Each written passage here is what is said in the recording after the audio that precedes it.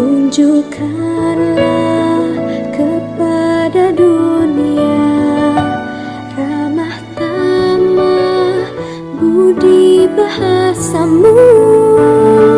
Daku ingin kepal tangan ini menunaikan kewajiban putra bangsa yang mengemban cita hidup dalam kesatuan.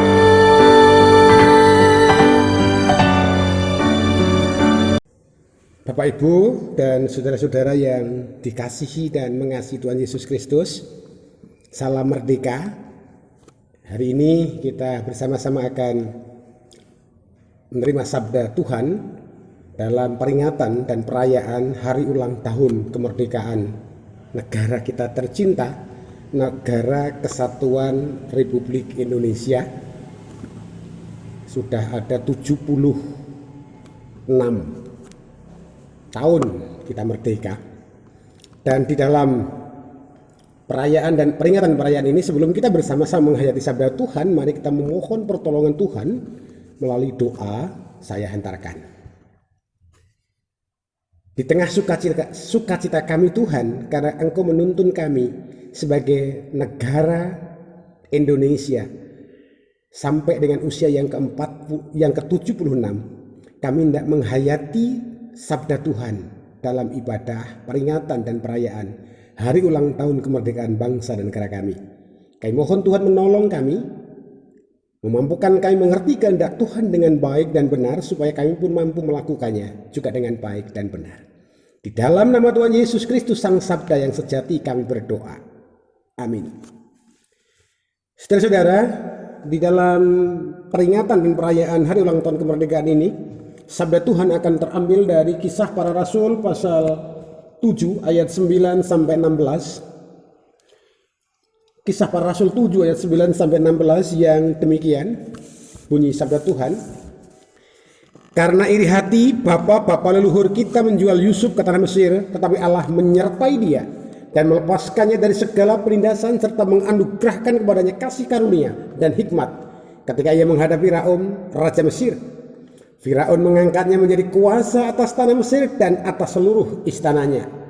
Maka datanglah bahaya kelaparan menimpa seluruh tanah Mesir dan tanah Kanaan, serta penderitaan yang besar, sehingga nenek moyang kita tidak mendapat makanan. Tetapi ketika Yakub mendengar bahwa di tanah Mesir ada gandum, ia menyuruh nenek moyang kita ke sana. Itulah kunjungan mereka yang pertama. Pada kunjungan mereka yang kedua, Yusuf memperkenalkan dirinya kepada saudara-saudaranya, lalu ketahuanlah asal-usul Yusuf kepada Firaun. Kemudian Yusuf menyuruh menjemput Yakub ayahnya dan semua sanak saudaranya, 75 jiwa banyaknya. Lalu pergilah Yakub ke tanah Mesir. Di situ ia meninggal, dan ia dan nenek moyang kita, mayat mereka dipindahkan ke Sikem dan diletakkan di dalam kuburan yang telah dibeli Abraham dengan sejumlah uang perak dari anak-anak Hemor di Sikem. Demikian bacaan Alkitab. Berbahagialah setiap orang yang mendengarkan sabda Tuhan dan melakukannya dalam kehidupan sehari-hari. Haleluya. Bapak, Ibu, dan saudara-saudara yang dikasihi dan mengasihi Tuhan Yesus Kristus, tema sabda Tuhan atau khotbah dalam kebaktian istimewa dalam rangka peringatan dan perayaan hari ulang tahun kemerdekaan Negara Kesatuan Republik Indonesia tercinta tanggal 17 Agustus 2021 adalah Allah melepaskan kita dari penderitaan. Sekali lagi, Allah melepaskan kita dari penderitaan. Kita pasif karena yang melepaskan Allah. Bapak, Ibu, dan saudara-saudara, dalam beberapa waktu saya tertarik pada salah satu ciptaan Tuhan yang namanya burung. Bukan apa-apa, tetapi dari cerita, dari pengalaman saya ini ada cerita menarik. Burung itu secara natural dia akan hidup di alam bebas. Dan ketika hidup di alam bebas, ketika ditangkap oleh manusia, dia akan merasa terasing, akan merasa terpenjara. Tapi ada juga burung yang ternyata hidup dalam penangkaran. Ada banyak jenis burung, spesies burung yang hampir punah dan memang harus ditangkarkan untuk menyelamatkannya dari kepunahan. Tapi bukan soal itu yang mau saya ceritakan, tetapi tentang burung yang sudah lama dipelihara, lepas atau dilepaskan. Tidak semua burung itu mampu mencari kehidupan. Justru dia lebih nyaman dalam keterpenjaraannya di dalam sangkar itu. Meskipun dia telah dilepaskan, manusia melepaskan dia untuk bebas, tapi belum tentu si burung itu mampu melepaskan atau memiliki pemikiran yang lepas, merdeka. Nah, Bapak Ibu dan saudara-saudara, dalam kehidupan kita, terkhusus sebagai bangsa dan negara, kita sudah merdeka kalau tidak salah 76 tahun. Merdeka dari penjajahan Belanda pada waktu itu, atau Jepang lah, saya nggak hafal gitu. Tapi benarkah hidup kita sudah merdeka, sudah lepas dari penjajahan? Jangan-jangan kita juga terjajah oleh ambisi kita, oleh dendam kita, oleh sakit hati kita, oleh keinginan kita, dan yang lain. Sehingga seluruh hidup kita selalu berorientasi untuk memenuhi apa yang menjadi keinginan kita. Kita nggak merdeka ketika kita bergantung dari sikap orang lain. Saya akan baik dengan Pak A kalau Pak A baik dengan saya. Kalau Pak A tidak baik dengan saya juga nggak akan baik. Hidup kita tidak merdeka karena sikap kita ditentukan oleh orang lain. Nah, Tuhan menghendaki kita memiliki mentalitas merdeka untuk berbuat baik. Nah, Bapak Ibu dan saudara, Kisah Para Rasul 7 ayat 9 sampai 16 adalah khotbah dari Stefanus yang sedang diburu oleh orang-orang Yahudi, salah satunya Saulus yang besok akan berganti menjadi Paulus. Saulus berkhotbah dalam pledoi pembelaannya tentang bagaimana sejarah leluhur bangsa Israel, tentang siapa Yakub, orang yang memiliki jiwa merdeka, terbebas dari dendam, terbebas dari sakit hati. Yusuf adalah salah satu anak dari Yakub, dari istri yang sangat dicintai Rahel. Ada dua saudara, Yakub dan Benyamin. Karena perlakuan Yakub yang istimewa menjadikan saudara-saudaranya tidak begitu suka dengan Yusuf. Sampailah dalam puncak kebencian, kakak-kakaknya menyiksa, kemudian menjual ke pengembara, dan akhirnya sampai di Mesir.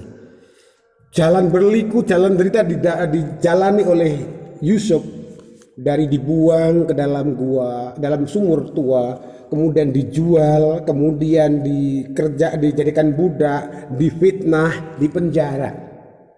Tapi semua itu membentuk pribadi Yusuf menjadi pribadi yang tegar. Dan tibalah saatnya Yusuf menjadi orang yang punya posisi, punya anugerah yang luar biasa. Dan ketika ada kelaparan di sekitaran Timur Tengah, termasuk Kanaan, Sikem dan lain sebagainya, mereka mendengar bahwa di Mesir ada makanan.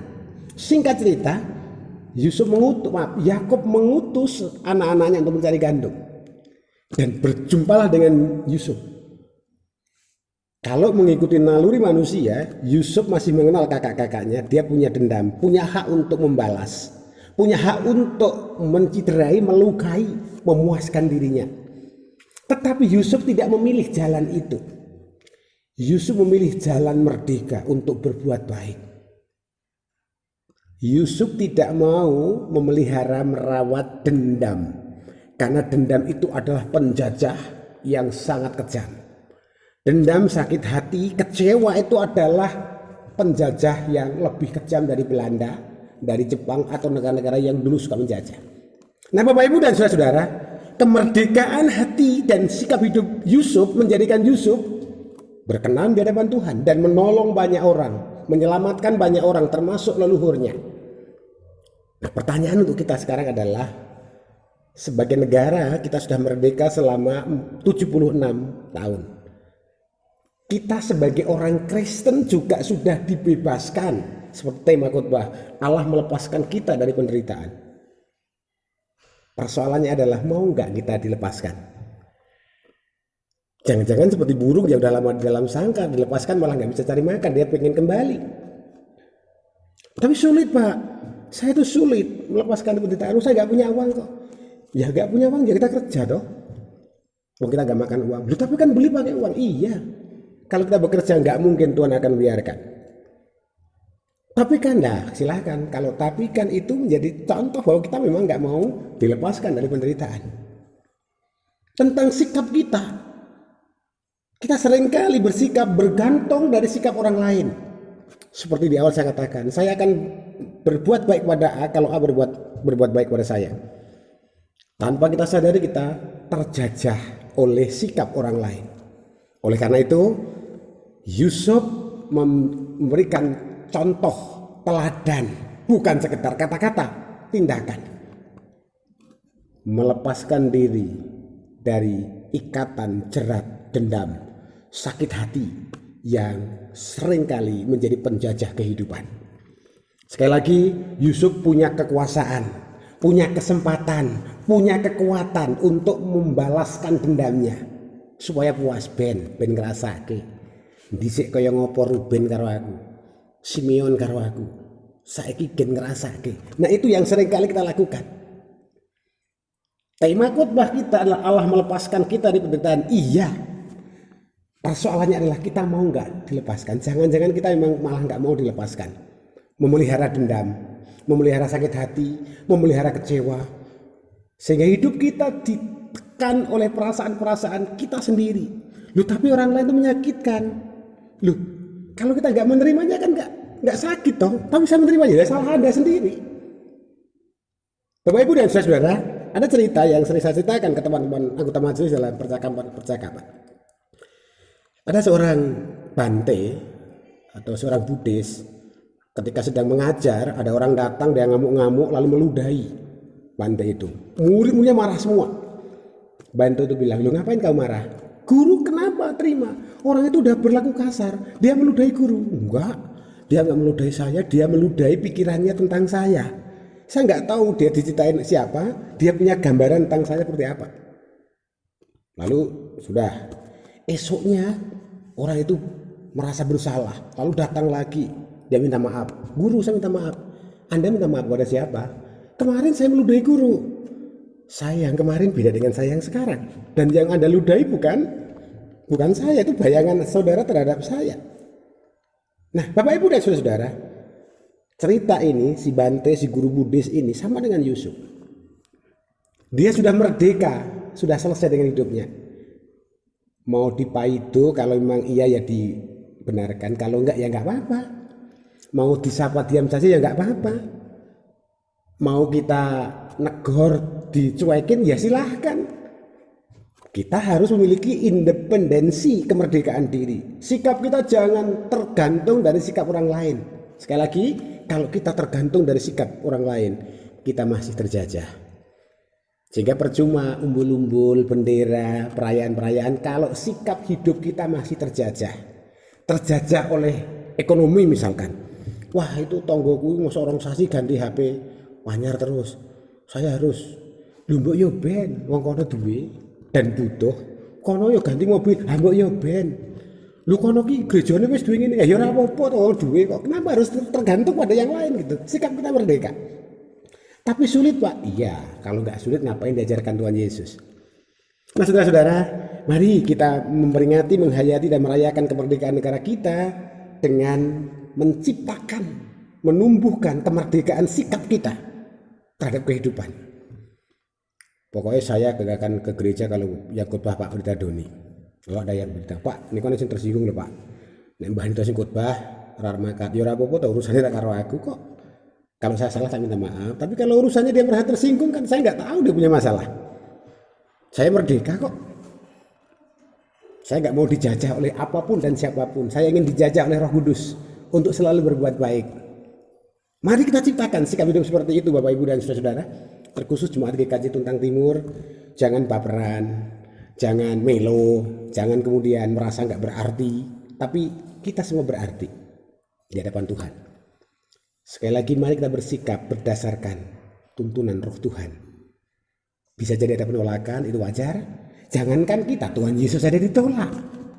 Tidak semua ide kita, kehadiran kita diterima. Kita merdekakan diri kita. kita selesaikan diri kita. Saya dulu bukan orang yang merdeka. Kondisi fisik saya nggak bagus, nggak ganteng, bibir saya tebel, das gede, kemudian nggak bagus lah itu. Dulu saya tersinggung ketika begitu kan. Sekarang saya malah menggojeki diri dengan situasi karena sudah merdeka. Saya bebas. Oleh karena itu mari kita merayakan kemerdekaan ini sekaligus merayakan kemerdekaan pribadi kita untuk merdeka bersikap tidak tergantung dari apa dan siapa. Tuhan memberkati dan merdeka. Amin. Mari kita bersaat teduh untuk kemudian menaikkan doa syukur dan syafaat.